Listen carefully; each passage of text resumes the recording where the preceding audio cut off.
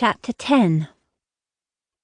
An evening spent ignoring her mother's inquiring looks was tiresome in and of itself. Diverting Sarah's dogged questions about what precisely had occurred whilst in Mr. White's presence on the ill-fated ride further added to her weariness.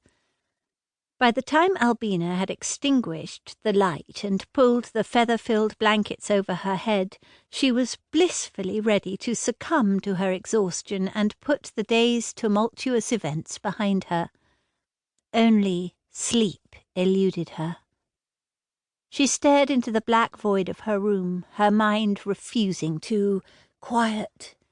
No matter how much thought and effort she placed into focusing on absolutely nothing, her mind replayed the events of the afternoon as though on a continuous, never-ending loop.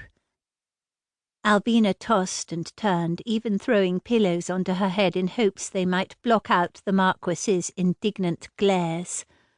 His steely grey eyes had looked upon her with distaste and contempt, arrogance and hauteur. He could not have been more adamant in his displeasure or candid in his persuasion. She had been weighed and measured, and had been found woefully wanting. Her groans and pillow-muted screams did not diminish her humiliation or ease her embarrassment. No matter how long or loud she vented her frustrations, the facts remained.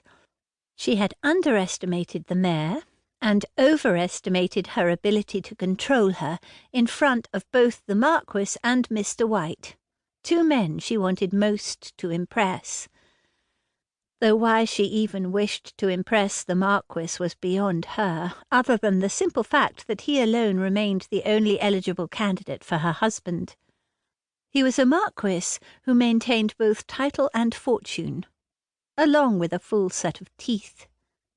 Again she screamed into her pillow.